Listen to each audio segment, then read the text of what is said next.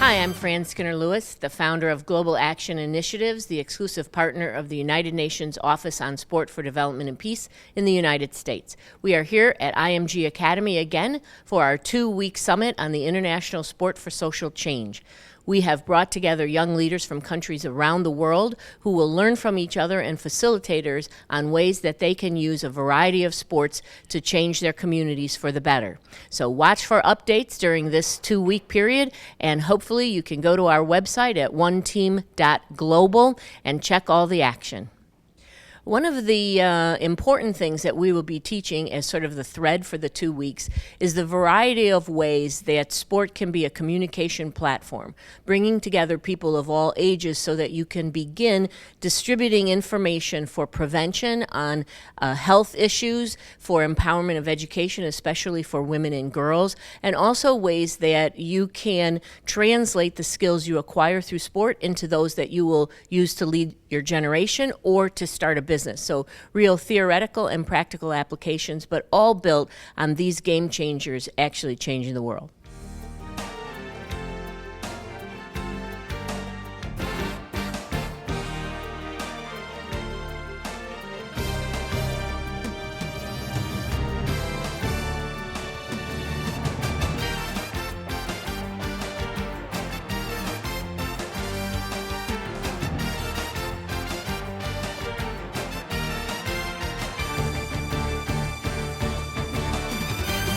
Hi, this is day one of the International Sport and Social Impact Summit at IMG Academy, and we are battling Tropical Storm Colin, but it hasn't dampened anybody's spirits as the group is together and working with the 2 facilitators who've traveled from London from Youth Sport Trust to start off the 2 weeks.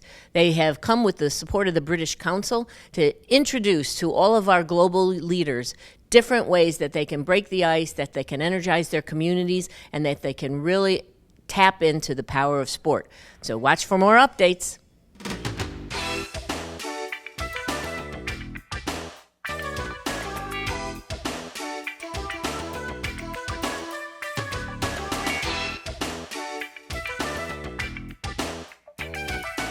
Hello, my name is Viv Holt.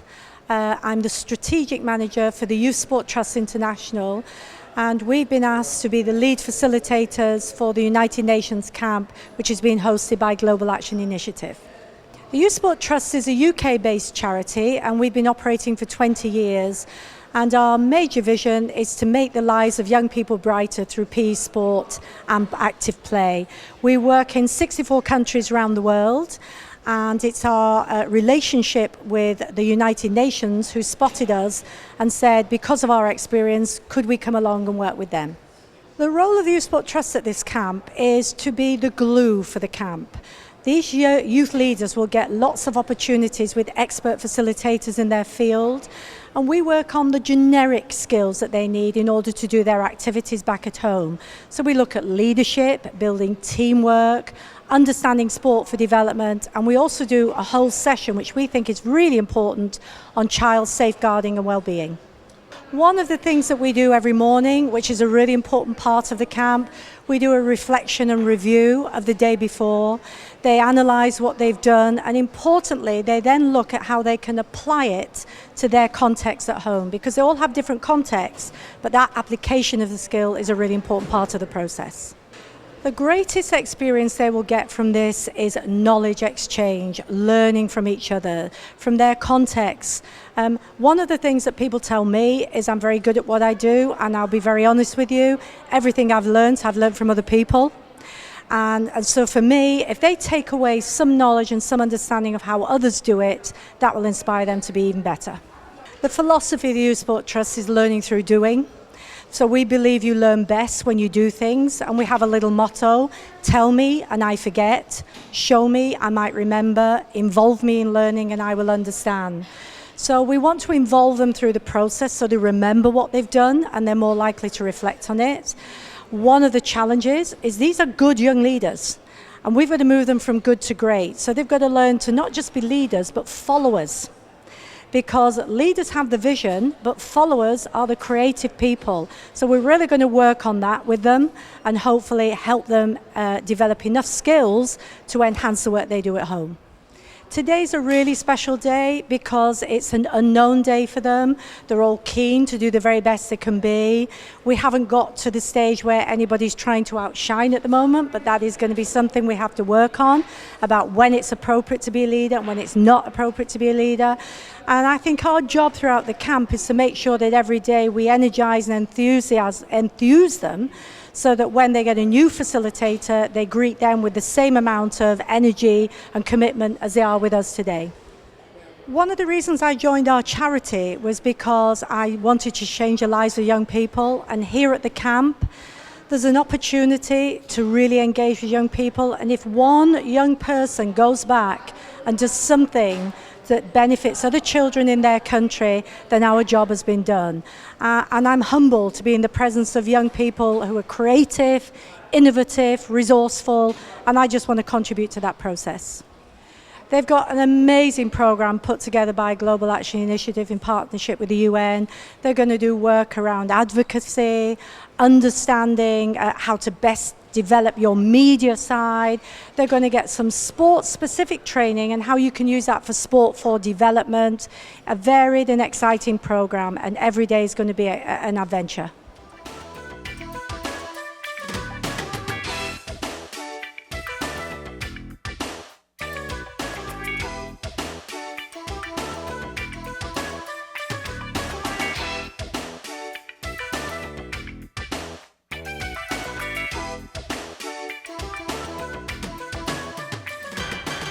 Okay, my name is Juan Blas. I am from Guatemala.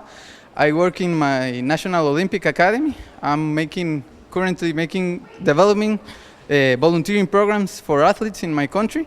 So I'm very excited to be here to learn new tools, new ways of communicating the things we want to communicate, and the better use of the sport for development and peace. To be in this program, I applied. I sent my curriculum and everything, and I got interviewed by Ben from Sweden. So I turned all over in the interview and said where I was working and how this could help me to better my programs in the volunteering development. So I've been accepted. Well, I hope to learn a lot of things, but principally how to manage and to make different activities for the sport, like to be the key thing in the development programs. It feels great. There's 34 people, if I'm not wrong, from 17 nations. I like a lot of this campaigns. I went to Greece last year, and there was something like that, like 90 countries. So I like to meet another cultures and know how they develop different programs in their different needs that they have in their countries. I want to know a lot about the Youth Trust Center, and also I play badminton, so I'm looking forward for the Badminton World Federation Day. So this facility is awesome. There's nothing like that in Guatemala. They have like everything. Everything is from the very first quality. So I'm very happy to meet a place like this.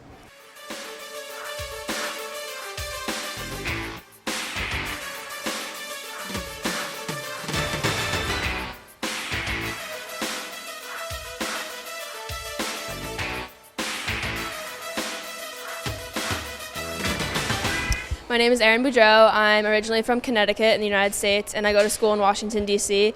I originally wanted to do this program just to expand my perspective on sport for development and organizations like it.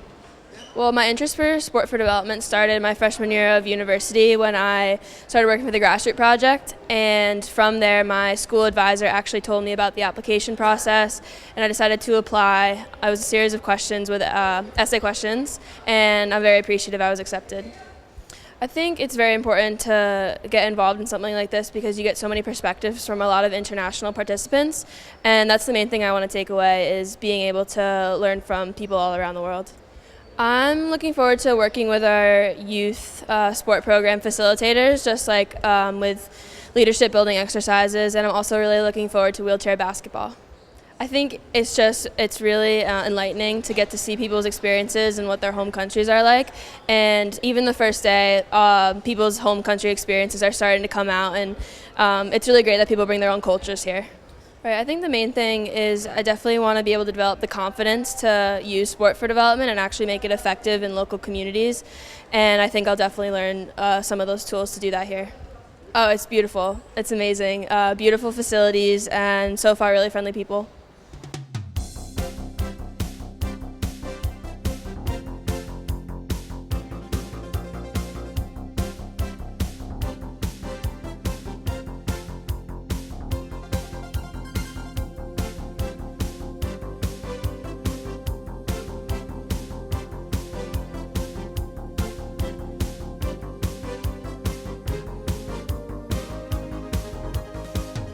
Perfect. So my name is Tyler Collymore. I'm from Toronto, Canada. I came to participate in the UN Youth Leader Program because I am the president and one of the co-founders of a nonprofit called United Play. I'm also writing my master's thesis on sport programs in public housing within Ontario. And I'm hoping to go forward and make sustainable programs for at-risk youth within our own community at home. I think it's great having world leaders and people from all over the world that are doing sport for development initiatives, and people who have informed practice and can let us know how to make sustainable programs, how to make meaningful differences, and then how to run things that kids will enjoy or people will come to and will continue to thrive. Yeah, no problem. My nonprofit started in 2014. A group of friends and I, we collectively conceived an idea that we each had used sport within our own lives to better ourselves, stay on the right track, so to speak. And we thought that we could come together and provide something for our own community. We wanted to sort of give back of sorts and maybe mentor youth within our community. We threw around a few ideas, but we decided that we could use sports to actively engage kids within our community and maybe help them to become future leaders like we're aspiring to do. We run sports tournaments and sports equipment drives. So the sports tournaments we run, we donate the proceeds locally to fund and subsidize youth fees. And we also donate the proceeds to partner organizations abroad. Right now, we're currently underway with a sports equipment drive. We've raised over about 100 soccer balls, various soccer equipment, basketballs, footballs, working with local high schools and football clubs, such as Power Soccer, and one of the high schools, our main contributor, Notre Dame, and we are hoping to send that equipment abroad. So one of the things I'd really like to take away from this program is how to keep the program sustainable. I know just from my master's thesis researching sport for development initiatives, one of the problems is sustainability, keeping these programs afloat, especially as a non-government organization, whether we're applying for grants, working with different companies, just how to keep making a meaningful difference, not just coming in, making a one-time impact, and then leaving nothing for kids still in the area. So I'm hoping to learn where to make these connections, where we can get involved with other organizations to help us keep, our program funded and running. I also hope to meet, other future leaders, people who are looking to do the same thing that I'm doing, making good connections, hearing their stories, hearing what they're going through, how our sport for development initiatives differ from each other, and the type of development that they hope to achieve within their communities. Yeah, I mean, it's been crazy. I know I'm 25 years old now, 24, turning 25 soon, don't want to age myself, but seeing people just as young as 18, starting off early, getting involved in something that they're really passionate about at an early age, making meaningful differences in their communities, and just coming from all over the world to do it. Whether it be, in third world countries or developed countries, people coming from all over the world with the same sort of initiative or plan in mind is really something cool to see. One thing I know as a soccer player, I'm definitely looking forward to the Football Association coming in and speaking to us. I think that they'd have a lot of great things to say. I know that Right to Play, an organization based out of Toronto, does a lot of work with FIFA, the EPL, and the IOC, but specifically from a soccer standpoint, I'd love to get involved and see what I can do personally as a soccer player, and how I can use maybe my skills, my coaching ability, in a diverse array of needs. Yeah, I think that's a great question. I recently did a speech for my local high school about different aspects of health, as well as my nonprofit and the things we're trying to do. I think the biggest thing or advice I would give to young people is get involved. A lot of times we're in an age where university degree is becoming somewhat standardized, and a lot of organizations and companies want to see lots of experience. But if you're young and you don't have a lot of experience, what else can you contribute? Well, the way to do that is to get involved, be an active participant, learn about different events and organizations going on within your communities, see what you like, see what you don't like, try out things from an early age. And you can start at any time. When I went into the high school, I told them, you guys have all the tools to do everything that we do. We're trying to show you guys that you can do it yourselves. So you're never too early to start, and actually the earlier you start, the better. You'll be in my position at an earlier age. So that's the advice I would give. This facility is something else. It is nothing short of remarkable. I've never seen a facility like it. In Canada, sports doesn't have the same emphasis as it does in the United States. And it's just top notch, from all of their facilities to their fields, their equipment, the cafeteria, the dorms, like everything is just above and beyond, and I think it gives elite athletes a real edge on achieving their goals. This is not my first trip to Florida. I haven't been to Tampa specifically or Bradenton. I've been to Miami, Fort Lauderdale, Orlando, done the usual touristy things. I just love being down here. It's nice, we've got palm trees and stuff. I'm a little worried. I hope I don't get eaten by any alligators or anything. There's a big one on the news the other day, but yeah, even with the weather, it's nice, it's warm out, everyone's friendly and welcoming, whether it's the IMG staff, the UN staff, all the people that are informing us, and everyone visiting from around the world. It's just a great experience right now, and I hope that it continues to be this awesome all the way through the 2 weeks.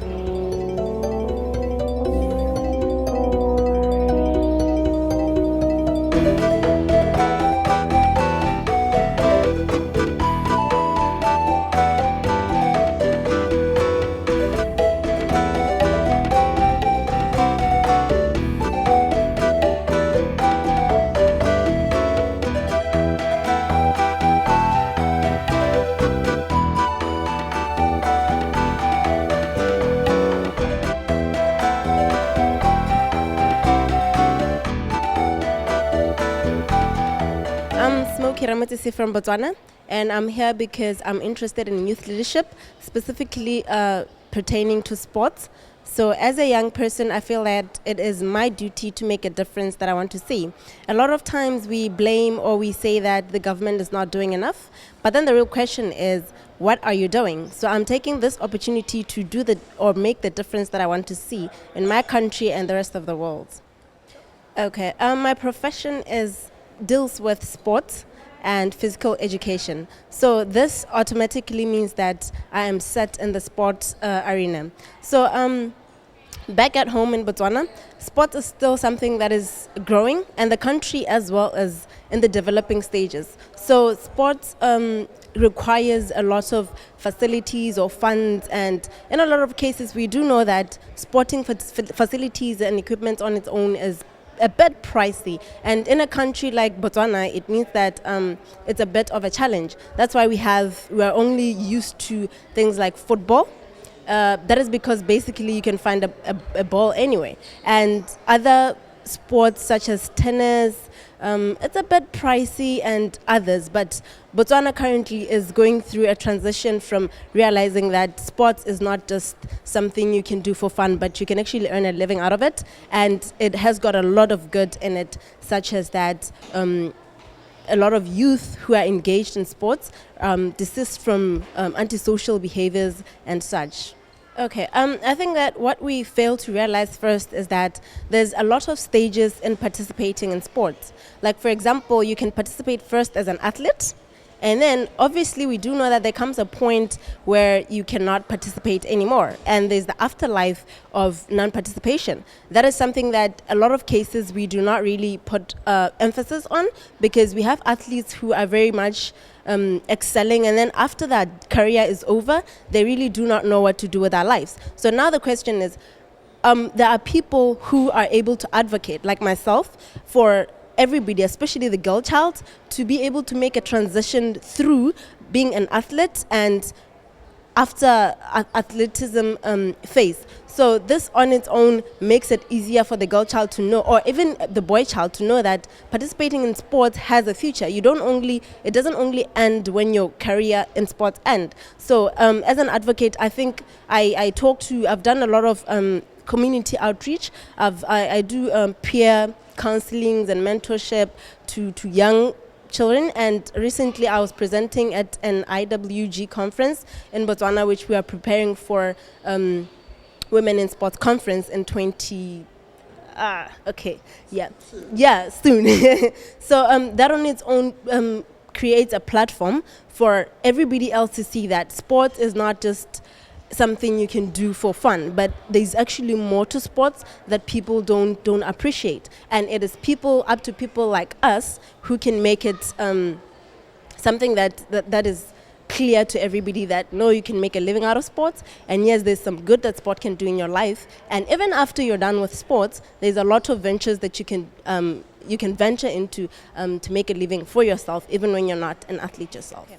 I think that one of the main reasons why I was very much interested in taking part in this leadership program is because I am interested in learning from others, sharing ideas with others, and this puts me in a better position, or equips me with the right tools to go back home and facilitate to others what I've learned. This also puts me in a position to say, okay, this is where I went, and this is what I've learned. Obviously, from developed countries, it's much different from where we are, but we can pave a way forward, and we can also learn how they did what they did to get where they are, as that is basically what we're aiming for. So I think this would be a very good curve for me to learn, as I'll be even involved in other programs that will equip me to go back home and make a difference the way I want to see it. I think I'm looking forward to the wheelchair basketball. Yeah, because in a lot of cases we take lightly the issue of inclusion in sports, and I think nowadays we are seeing that everybody and anybody is capable. Sports is for everyone. Whether you are poor or rich, disabled, able, sports is for everyone. And I think I'm looking forward to being put in the position where I have to play as a disabled person, so that I get a feel of what they feel like, and so that also, as well, in my profession, I'm to know how to treat them, but it will also be good for me to be in the position as an athlete myself. I think that it creates a lot of diversity culturally and personalities and stuff like that, and that on its own puts you in a better idea to understand what leadership is really all about. Even though you may be different in a lot of aspects, it definitely means that there is one aspect that you all have in common, and that is leading your community, the youth and the young. So that on its own, I think that puts us all in one bracket. But as we are in one bracket, we all have different experiences, and some are even more experienced than others. Like I learned yesterday that one of my housemates has been in the field for quite a long time, and she's only starting to bloom now. And I am realizing that it's not about when you're starting or whatever, but it's about giving each other the support that we need to be able to reach the goals that we want to reach, because us being here definitely means that we're all reaching for the same goal. I've never seen anything like this, firstly. It's I don't know how to even begin to explain it. This is the most amazing facility that I've seen. I've heard about them, I've seen them on TV, but actually having the honor to be here today, it's like mind-blowing. And I think that it's definitely, I don't know what to say, but like just from the facilities, from the staff, from the whole, like where we're staying, the apartments and everything, the equipment, it's just amazing. It's beyond what I had imagined, but also it's a great opportunity for me to see that such things do exist, and it gives me so much hope to know that one day we will be here as well. I think that Florida is an amazing place.